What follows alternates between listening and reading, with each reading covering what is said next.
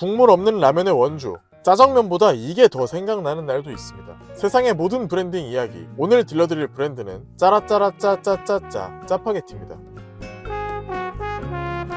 짜파게티의 등장이 짜장면 배달에 커다란 영향을 미쳤다는 사실을 알고 계셨나요? 당시 라면 산업이 급속도로 발전하던 시기라 여러 회사에서 각종 라면들을 출시하기 시작했습니다. 동시에 라면의 대량 생산 체계도 갖춰지면서 산업 자체에 경쟁이 불붙는데 당연히 이때 라면 값이 뚝 떨어지고 대중적으로 라면을 즐길 수 있게 됐죠. 그리고 안 그래도 인기몰이를 꽤 했던 롯데 짜장면이 기존의 문제였던 잘 섞이지 않는다는 점을 개선하여 잘 섞이는 분말가루와 고급스러운 올리브유까지 첨가해서 신선한 모습으로 출시되니 짜파게티는 인기가 없을 수가 없었습니다. 당시 중식당 매출이 줄어들 정도로 그 인기는 선풍적이었는데요. 그래서 중식당에서는 이때부터 짜장면 배달 시스템이 급속도로 성장했죠. 이미 집에서 짜장면 대신 짜장라면을 먹을 수 있었거든요.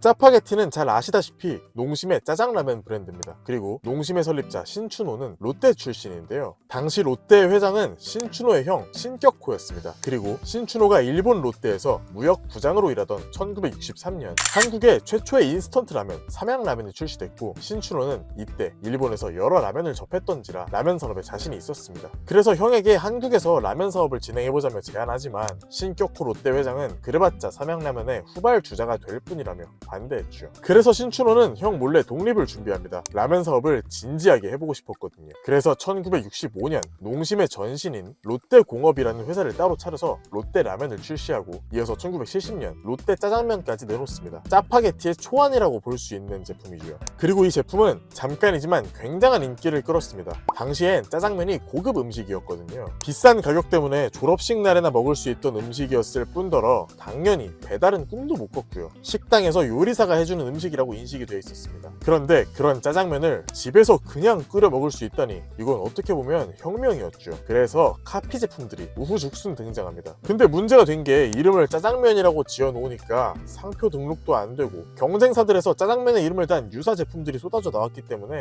품질 관리가 제대로 되지 않았습니다. 이게 무슨 말이냐면 김밥천국과 비슷한 케이스인데요. 김밥천국의 경우 땡땡 천국이라는 말이 통상적으로 많이 사용될 수 있다며 상표권 등록이 되지 않았고, 그러니까 같은 상표를 단 저품질 점포들이 등장하며 품질이 별로인 브랜드로 인식되고 그대로 몰락했죠. 그러니까 소비자들은 이 김밥천국이나 저 김밥천국이나 그냥 김밥천국으로 기억하니까 브랜드 가치를 지켜낼 방도가 없었습니다. 그리고 인스턴트 짜장면도 마찬가지였죠. 소위 맛없는 짜장면 제품들이 막 출시되며 기존 제품 롯데 짜장면에 대한 인식이 안 좋아지기 시작했습니다. 그래서 이름을 바꿀 필요가 있겠다는 생각을 했죠. 이때 등장한 이름이 대망의 짜파게티인데요. 사실 짜파게티가 짜장면이랑 맛이 완전히 비슷하느냐? 라고 하면 그렇지는 않잖아요. 짜파게티는 가루스프를 비벼 먹는다는 느낌이 훨씬 강하죠. 그래서 기존에 없던 신선한 느낌을 추가하고자 스파게티의 이름을 따와서 짜장 스파게티, 짜파게티가 1984년 출시됩니다.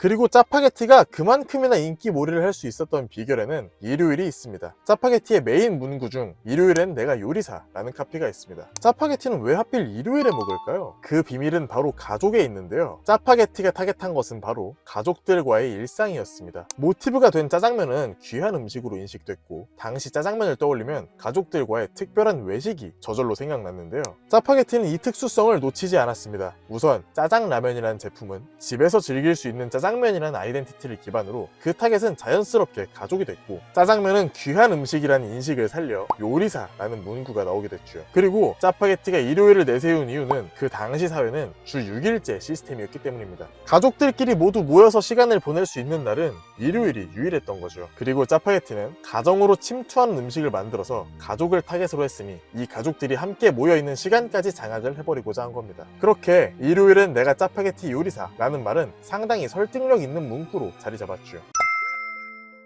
이 정도만 해도 짜파게티는 이미 국내 짜장라면 시장 점유율 70%를 차지할 정도로 압도적인 퍼포먼스를 보여줬습니다만 여기서 끝이 아닙니다. 짜파게티는 여러 변형으로 소비자들의 마음을 다시 한번 사로잡습니다. 새로운 시장을 계속해서 개척했는데요. 흔히 모디슈머라고 하는 소비자들이 직접 시장을 개척해줬죠. 짜파게티의 변형이라고 하면 아마 많은 분들이 짜파구리만 떠올릴 수 있겠다는 생각이 듭니다. 하지만 짜파구리는 당연한 얘기고, 짜파게티의 변신은 1986년도까지 거슬러 올라가야 되는데요. 퓨전의 역사가 상당히 오래됐죠. 카레와 짜장을 섞은 1986년의 카레게티, 오징어 짬뽕과 짜파게티를 섞은 2001년의 오파게티 등 출시 초부터 섞어 먹는 라면으로 이미 자리에 있었습니다. 그리고 2010년대에 들어서야 대망의 짜파구리가 등장한 건데요. 2009년 인터넷에 떠도는 레시피로 시작된 이 메뉴는 2013년에 MBC 아빠 어디가 프로그램에서 윤후의 먹방으로 전국적인 인기를 끌게 됐죠. 그리고 한국을 넘어 전 세계에 짜파구리를 알리게 된 화룡점정 사건이죠. 2019년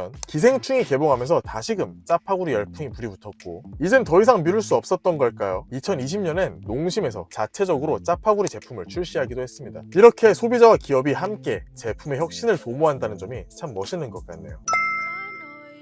이렇게 짜파게티의 변화는 대부분 소비자들이 주도한 결과인데요. 이번에는 농심 측에서 먼저 새로운 모습을 보여줄 준비를 하고 있습니다. 성수동에 온 세상이 짜파게티인 컨셉의 팝업 스토어를 열기도 했는데요. 대체 뭘 홍보하려는 걸까요? 지금까지는 소비자들이 먼저 조합하고 먼저 레시피를 내놓는 모습을 보여줬죠. 그간 짜파게티는 비교적 수동적인 모습만 보여줬습니다. 다 된 밥에 수저만 얹은 셈이죠. 그런데 이번엔 적극적으로 팝업까지 열면서 신제품을 홍보합니다. 바로 짜파게티 더 블랙인데요. 컨셉은 건강입니다. 최근에 건강이란 키워드가 굉장히 핫하죠. 멀리 갈 것 없이 요즘 콜라도 제로 콜라만 드시죠. 최근 주변 사람들 중에 운동한다는 사람들이나 유튜브만 봐도 헬스케어 콘텐츠가 유행하는 모습이 아주 많이 보이고 있습니다. 그래서 이번 짜파게티 더 블랙은 칼로리가 기존 제품보다 약 20% 낮은 겉면을 사용했고 일일 권장 섭취량의 37%에 달하는 칼슘까지 첨가했다고 합니다. 라면 하면 떠오르는 건강하지 않은 이미지를 타파하기 위한 것이죠. 그리고 더 깊은 맛의 스프로 변경되어 기존 짜파게티에서 더욱 고급화된 맛을 느낄 수 있다는데요. 그런데 개인적으로 장명에 의문이 좀 들긴 합니다. 신라면의 경우 바리에이션 과정에서 신라면 블랙은 프리미엄 라인, 신라면 겉면은 저칼로리 라인, 신라면 더 레드는 익스트림 라인으로 구성이 되어 있는데 짜파게티 더 블랙은 이름은 신라면 더 레드와 비슷하면서 실질적인 내용물은 신라면 블랙, 신라면 겉면을 합쳐놓은 형태니 조금 이해가 안 되긴 합니다. 어쨌든 일단 먹어봐야 알 것 같은데요. 기대가 됩니다.